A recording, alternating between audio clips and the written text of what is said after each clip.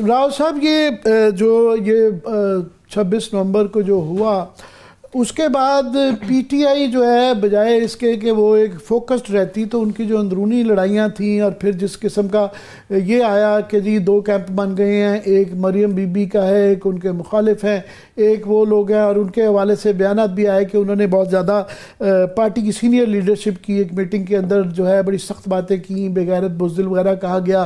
फिर उसके बाद ख़बरें आई कि जनाब उनके सेक्रेटरी जनरल जो है सलमान अकरम राजा साहब और बाकी लोग अपने इस्तीफ़ों की बात कर रहे हैं। फिर बताया गया कि वो इस्तीफ़े फ़िलहाल वापस ले लिए गए हैं। मगर ये इनकी मारकटाई अभी जारी है या ये सिलसिला इससे आगे इमरान खान के इस बयान के बाद आगे बात निकल सकेगी? देखिए आमिर साहब, बहुत अनफॉर्चुनेट है सारा कुछ जो भी हुआ, एहतजाज हुआ, उसके बाद जो कुछ हुआ, और फिर पार्टी पीटीआई ने जिस तरह से उसको हैंडल करी अपनी जमात के मामलात को, वो तो ज़ाहिर है एक अंदर उनके काफ़ी सीरियस कशमकश जारी है और बड़े अरसे से जारी है। शायद कुछ लोगों को ये लगता है कि इमरान खान साहब की वो जगह ले सकते हैं, शायद इसलिए कोशिश करते हैं। शायद कुछ लोगों को ये लगता है कि वो उनकी विरासत ले सकते हैं, तो इस वजह से अपने अपने तय कोशिश होती है। क्योंकि एक मकबूल जमात की गद्दी संभालना जो है वो किसकी ख्वाहिश नहीं होगी। मेरी भी ख्वाहिश होगी कि मैं किसी वक्त उसके सरबराही करूं। बनी बनाई खीर पकी पकाई मिल रही है तो सारा, लेकिन उससे जो नुकसान पार्टी को हो रहा है उसका शायद उनको इदराक नहीं है। मेरा ख्याल ये है कि जो पॉलिटिकल लीडरशिप पीटीआई की है ना अंदर, जो उसके वो बहुत मैच्योर नहीं है, बहुत एक्सपीरियंस नहीं है।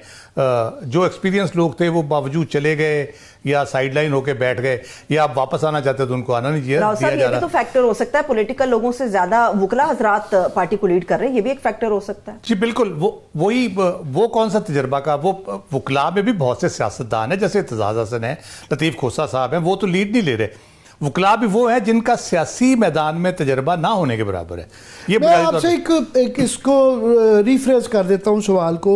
ये जो सारा 24 नवंबर से 27 नवंबर तक ये जो सारा वाक़या हुआ, पाकिस्तान की तारीख का एक बहुत ही हौलनाक, मैं समझता हूँ, ये एक वाक़या हुआ है।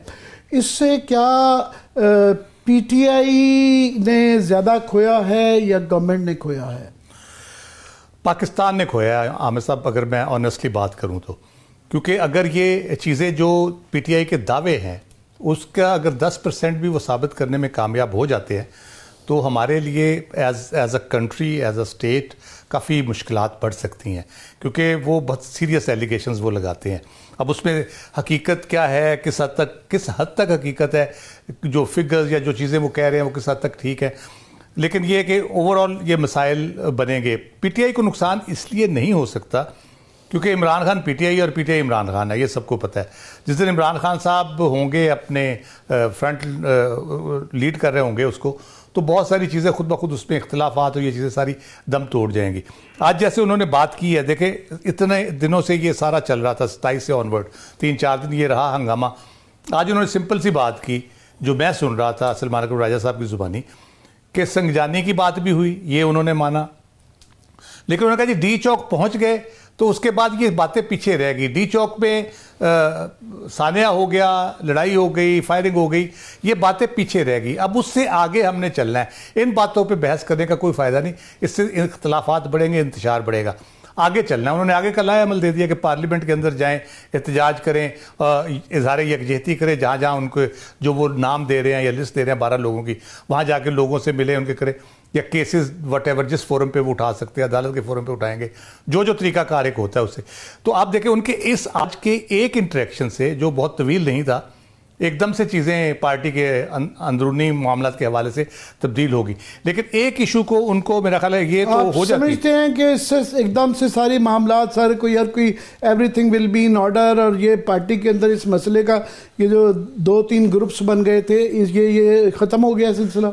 इन ऑर्डर नहीं होगा। ग्रुप तो पहले भी थे आमिर साहब, उनके कश्मकश चलती भी रहती थी, लेकिन एक बुशरा बीबी का जो फैक्टर आया ना, उसकी वजह से मसाइल मेरा ख्याल है तासुर मिला है कि आज बयानात सुन के मुख्तलिफ जो है सलमान अकरम राजा का, गौहर खान साहब का और फैसल चौधरी का और बाकी मुख्तलिफ बयान सुन के एक ज़रा मुख्तलिफ सी पिक्चर, एक मुतज़ाद किस्म की पिक्चर सामने आ रही है कि काफ़ी हवाले से, एक बुशरा बीबी के रोल के हवाले से हमें तासुर ये मिला था, मुझे गौहर खान और सलमान अकरम राजा के जो मुख्तलिफ इंटरव्यूज़ चल रहे थे कि जिसमें ये कहा गया कि जनाब अभी छोड़ें, इसके ऊपर फोकस करें कि पार्टी को ये जिम्मेदारी दी गई है कि आप मशावरत करके जो पहले एक तरीकाकार था वो किया जाए। मगर अभी फैसल की गुफ्तगू सुन के ये लग रहा है कि बुशरा बीबी के रोल जो है वो रहेगा, बल्कि काफ़ी जो है वो लीडिंग रोल रहेगा।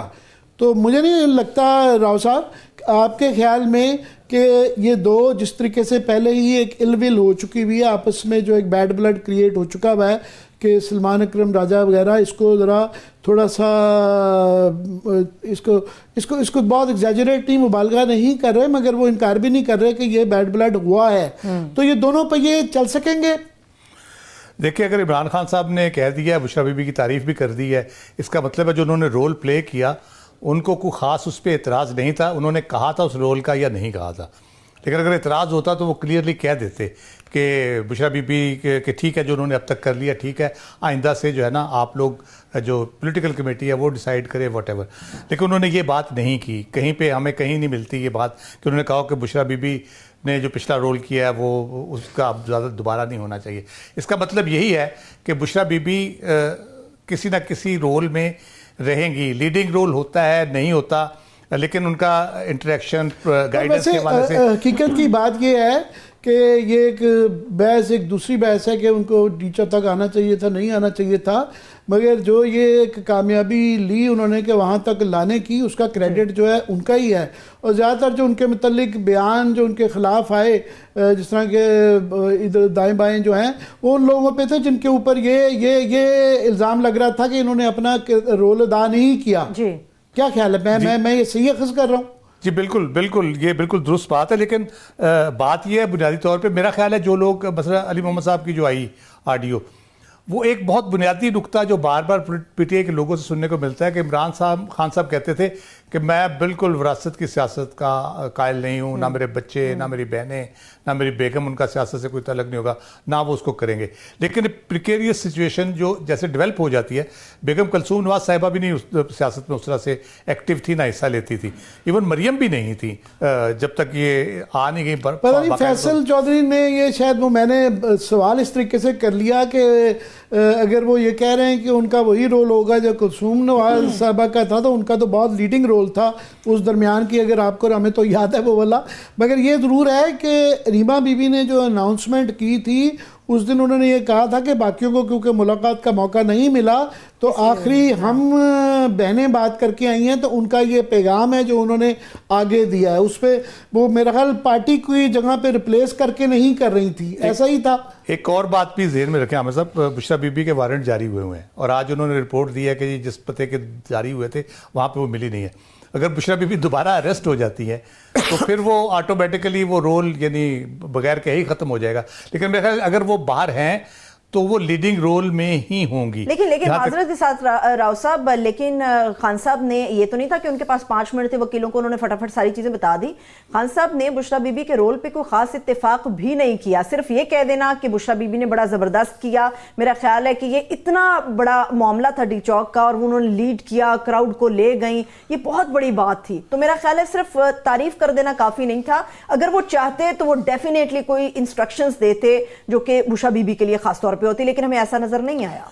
यही मैं कह रहा हूं, उन्होंने अगर इंस्ट्रक्शन नहीं दी, वो ये भी कह सकते हैं बुशरा बीबी का रोल नहीं होगा, ठीक है उन्होंने जो किया बहुत अच्छा किया, आइंदा से वो नहीं होगा, उन्होंने ये भी नहीं कहा। इसका मतलब ये है, जाहिर है उनकी जगह पे कोई भी होता तो वो बैलेंस करने की कोशिश की था कि जरा मिट्टी पाओ और मूव फॉरवर्ड जो है, पर ये अभी देखना होगा कि वो मूव फॉरवर्ड मूवमेंट होती है कि नहीं होती। मगर ये भी एक बहस है कि ये बहस जरूर रहेगी कि जी डी चौक में क्या हुआ, अनफॉर्चुनेट हुआ, गोली चल गई, लोग मर गए।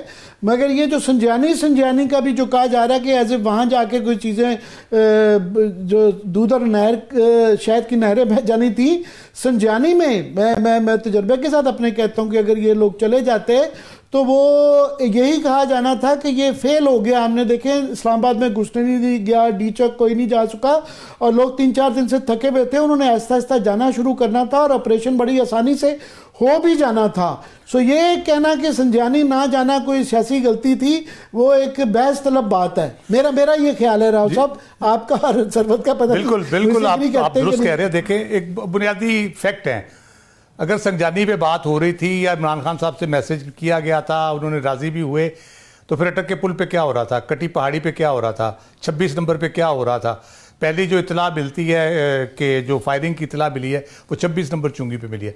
अगर ये बात संजानी की हो रही थी और इमरान खान साहब राजी भी थे उस पर, ये तो 100 किलोमीटर पीछे से काम शुरू हुआ था।